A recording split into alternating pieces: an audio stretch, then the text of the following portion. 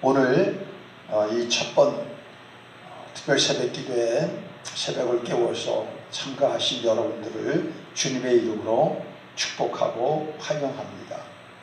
오늘 저는 이 한 주간 동안 우리가 지금 다 하고 있는 교회적으로도지만 국가적으로, 사회적으로, 전 세계적으로 다 하고 있는 이 말할 수 없는 고난과 고통과 이 불안과 두려움의 세계 속에서 고난이라는 주제를 가지고 한번 성경을 우리가 잘 연구하고 이 고난을 통하여서 우리가 이전보다 이 코로나 이후에는 더 놀라운 삶을 우리가 살아가게 되는 희망을 가지고 오늘 특별 새벽 기도회를 시작합니다. 오늘 첫째 날 제목은 고난이 하는 일이라는 것입니다. 따라해 볼까요? 고난이 하는 일. 고난은 미스테리입니다. 수수께끼, 참 신비하다는 것이죠. 일반적으로 이 세상에서는 고난에 대하여 이런 태도들을 갖고 있습니다. 첫째는 왜 고난과 고통이 존재하는지 의문을 갖는 것이죠.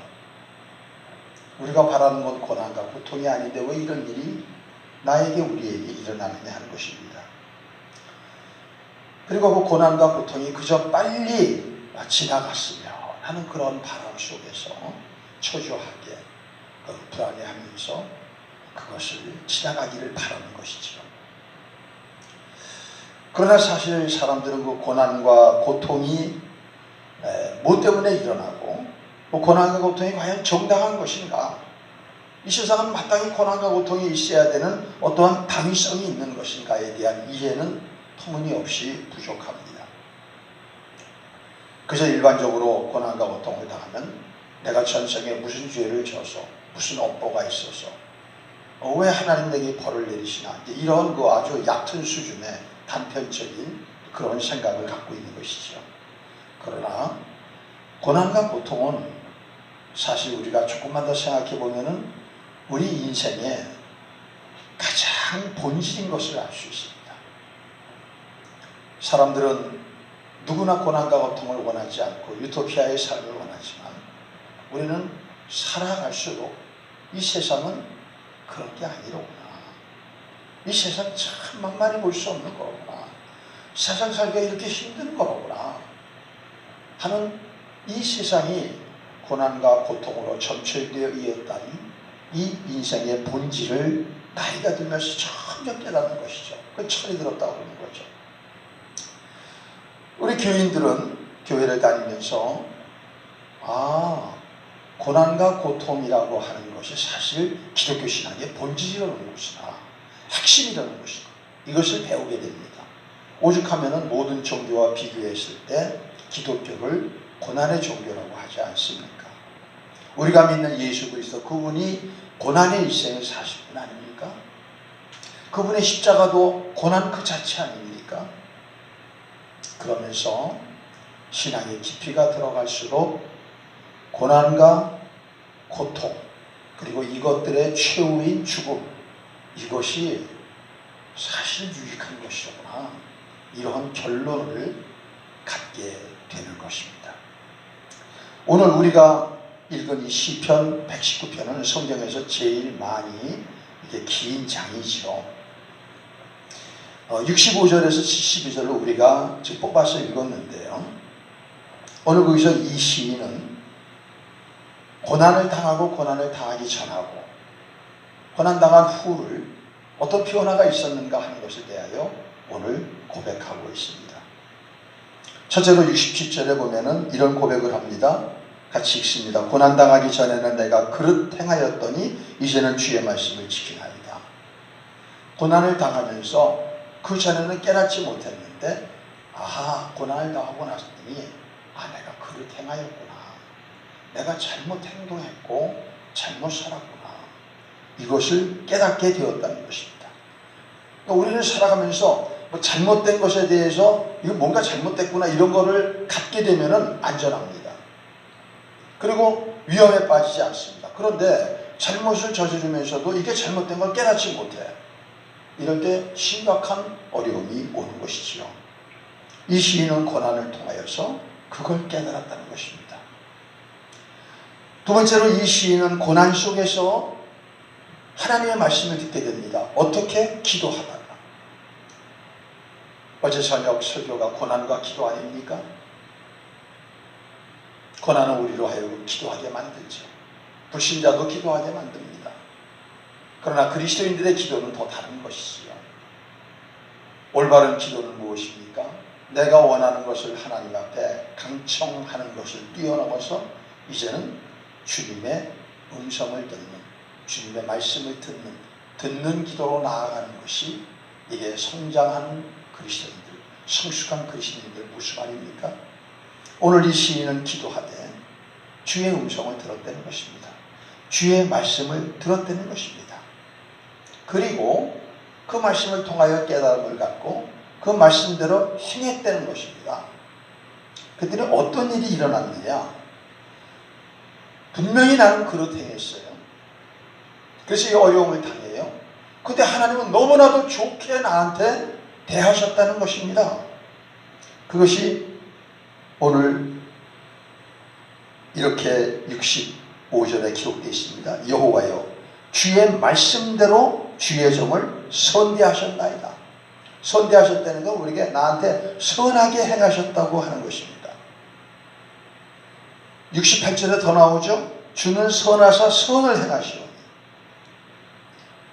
주님이 우리에게 고난 중에도 내가 그릇 행한 가운데 고난을 당해 그런데도 불구하고 선을 행하시는 것은 그분은 근본적으로 선하신 분이었기 때문에 하나님에 대한 이해가 달라지는 것이지요. 그리고 결국은 그 말씀대로 순종해서 그 문제가 해결되었다는 것입니다. 이것이 바로 고난에 대해서 올바르게 맞이하는, 올바른 태도로 맞이하는 사람들의 공통된 결론입니다. 그래서 이 시인은 고난을 통하여 이 고난이라고 하는 자체에 대한 새로운 시각이 생기게 되었다는 것입니다.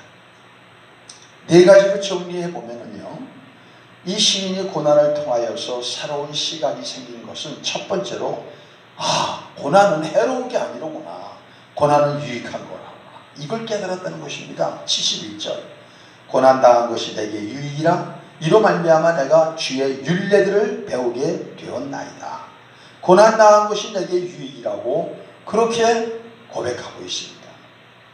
어떻게 고통과 고난이 내게 유익이 됩니까? 첫째는 고난과 고통을 당하지 않는 사람은 교훈을 받기가 힘듭니다. 그래서 이 고난과 고통을 통하여 하나님은 우리에게 참된 교훈을 주시는 것입니다.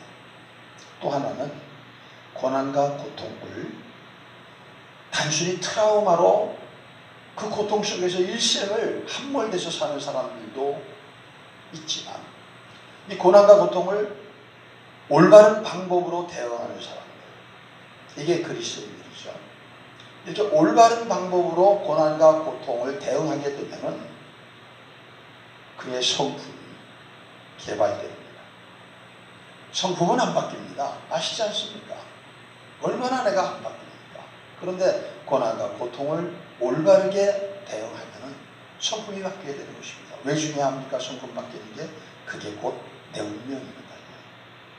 고난과 고통을 통하여 성품이 바뀌면 인생이 바뀌고 운명이 바뀌는 것입니다. 고난과 고통이 주는 유익은 참된 사랑을 배우게 됩니다. 그전에는 사람들한테 무관심해요. 이기적인 태도를 가지고 다른 사람들에게 별로 배려도 하지 않습니다. 이해하려고 하지도 않습니다. 그러나 내가 고난과 고통을 당해봤더니 다른 사람들을 보는 눈이 열리고 그래서 참된 사랑을 배우도록 되는 것입니다. 고난과 고통을 통해서 우리는 더 그 이전보다 하나님에 대한 믿음이 생기게 되어 있습니다.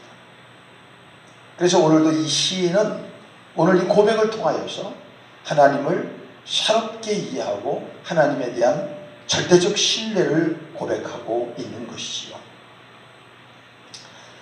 이렇게 고난을 유익하다고 하는 것을 이 시인은 이 고난을 당하면서 배운 것입니다. 깨달은 것입니다. 두 번째로는 어떤 시각이 생겼느냐? 72절을 우리 한번 볼까요? 주의 입의 법이 내게는 천천금은보다 좋으니이다. 주의 입의 법이라는 것 곧 말씀을 얘기하는 것입니다. 시편 119편에는 여러 가지 말씀에 대해서 여러 가지 각도로 표현을 했는데요. 율법, 증거, 법도, 율례, 계명, 판단, 규례, 말씀, 법 이런 식으로 여러 가지로 바꿔서 그 미묘한 차이를 가지고 말씀을 표현하고 있습니다. 다시 말하면은 주님의 말씀, 하나님의 말씀이 내게는 이제는 천천금은보다 더 좋으니이다. 이게 무슨 뜻일까요? 그전에는 하나님을 믿어도 교회를 다니도 고난당하기 전에는 다른 것 없어요. 그저 내가 좀 더 하나님 원하는 거 이루어 주세요. 나에게 복을 주세요. 잘 살게 해주세요. 이런 얕은 수준의 그러한 신앙에 머물렀지만 고난을 당하고 났더니 이제는 삶에 있어서의 가치관이 바뀌고 우선순위가 바뀌고 더 나아가서 그가 가지고 있는 철학이 바뀌는 겁니다. 철학이 바뀐다 그러니까 좀 어려울 수 있는데 쉽게 얘기하면 삶의 철학이라는 건 인생관이 바뀐다는 것입니다. 이것이 고난을 올바르게 통과하고 고난을 올바르게 대응한 그러한 사람의 시각에 표현합니다. 그래서 어떻게 됐습니까? 하나님의 말씀대로 사는 것보다 더 중요한 것이 없구나. 그것이 가장 보물이로구나. 이렇게 그는 고백을 하고 그런 삶을 살게 되었다는 것입니다. 세 번째로는 어떠한 시각의 변화가 있느냐? 69절 하반부입니다. 교만한 자들이 거짓을 지어 나를 치하였사오나 나는 전심으로 주의 법도를 지키리이다. 여러분, 세상은 하나님의 말씀을 얼마나 멸시합니까? 무시합니까? 비웃습니까? 그런데 교회 안에서도 고난을 오늘 이 시인처럼 올바르게 맞이하고 고난 속에서 기도하며 고난의 그 중에 말씀을 듣고 그를 통하여 선대하시는 하나님을 경험함으로 이 고난을 극복하고 승리한 사람들은 그 다음부터 나는 이제부터는 어떠한 상황에서도 하나님의 말씀을 생명 걸고 나는 지키겠다. 이런 새로운 결단, 새로운 마음이 생기는 것입니다. 이거를 무슨 얘기를 하는 거냐? 하나님과의 근본적 관계가 바뀌어야 되는 것입니다. 교회를 다녀도 우리가 이러한 변화가 없는 사람은 하나님의 말씀을 선택적으로 자기들이 받아들이고 선택적으로 그것을 사용합니다. 그러나 이 고난을 통하여서 시각이 바뀐 사람들은 하나님의 말씀에 대해서는 이제는 내가 어떤 것보다도 우선순위를 가지고 그 말씀을 지키겠습니다. 이런 변화가 생기는 것입니다. 이게 바로 충성이라는 것입니다. 여러분, 충성된 자를 하나님은 지금도 살피고 계시다고 하잖아요. 지금도 이렇게 하나님의 말씀을 전심을 다하여 충성되게 지키려고 하는 자들을 하나님은 찾으시고 그 사람을 하나님이 내 마음에 합한 사람으로 쓰시는 것입니다. 구약성에서 다윗이 그런 사람 아니었습니까? 자기를 죽이려고 하는 사울. 그러나 기름 부음 받은 자를 해하는 것은 하나님이 금하신다. 그러니까 자기 목숨이 위태로운데도 그 말씀을 지키기 위해서 사울을 죽일 수 있는데도 안 죽이는 것입니다. 마지막으로 기도가 바뀌는 것입니다. 어떻게 바뀌었을까요? 66절 보십시다. 내가 주의 계명들을 믿었사오니 좋은 명철과 지식을 내게 가르치소서. 전에는 고난당하면 하나님 이 고난 없어지게 해주세요. 빨리 사라지게 해주세요. 왜 안 해주시는 거예요? 이랬는데 기도가 그렇게 하는 것이 아니라 이제는 하나님 이 고난을 통하여 내가 참된 명철과 지식 하나님의 지혜를 배워서 내 근본적인 삶이 달라지게 하시고 내 근본적 존재가 달라지게 해주세요. 이렇게 변했다는 것이죠. 결국 고난은 우리로 하여금 근본적인 하나님에 대한 시각을 바꾸고 우리들의 삶에 대한 시각을 바꾸고 그리고 우리들의 미래를 새롭게 변화할 수 있는 재정비를 시키는 것입니다. 그렇게 해서 하나님은 우리를 향하여 계획하고 계시던 새로운 미래, 그 미래로 우리가 향하게 하시고, 이런 사람들을 하나님께서는 충성된 자라고 말씀하시며, 이러한 사람들을 들어서 하나님의 역사를 이 세상에서 행하시면서 금생과 내세에 하나님의 약속이 있는 삶을 살아가게 하는 것입니다.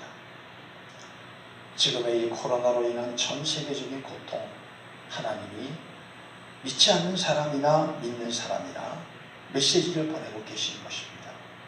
아직 이 하나님의 메시지가 무엇이라를 분명히 얘기할 수 있는 사람은 이 세상에 아무도 없습니다. 종교인이라 할지라도, 목회자라 할지라도, 신학자라 할지도 없습니다. 그런데 우리는 이 상황 속에서 우리의 귀를 좀 더 그분에게 열어야 됩니다.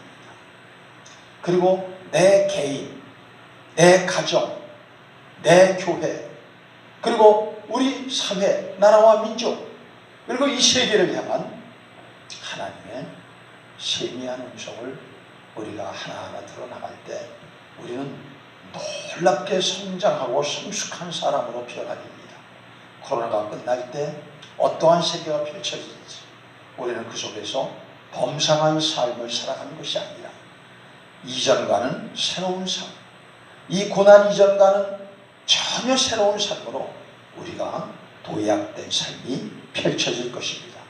사랑하는 성도 여러분, 우리 오늘도 이 특별새벽 기도의 첫째 날 고난에 대한 시각이 오늘 시인처럼 바뀌어져서 새로운 인생을 살게 되는 커다란 은혜와 축복이 우리 교회의 성도들 가운데 넘치게 되기를 바랍니다.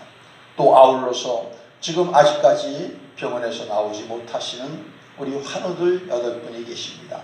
우리 이분들도 위하여 기도하며, 오늘 이분들에게도 오늘 이 메시지가 들려지고 이분들이 괜히 그런 어려움을 당하는 것이 아니라 이것이 유익이요 근본적인 삶의 철학이 바뀌어진다고 하는 이 놀라운 진리, 이 놀라운 하나님의 은혜와 하나님의 유익함을 우리가 배워서 저들도 또 새롭게 우리가 만나 함께 하나님을 찬양하게 되는 역사가 있기를 주의 이름으로 축복하며, 이제까지 20여 년 동안 우리 교회가 얕은 수준에서 살아왔다면 이건 오히려 우리 교회를 뒤흔들 만한 이 어려운 고난 속에서 교회가 깊어지고 그 깊은 속에서 새로운 은혜의 우물이 터져지고 근본적으로 바뀌어지는 교회가 되는 놀라운 역사가 있기를 주의 이름으로 축복합니다.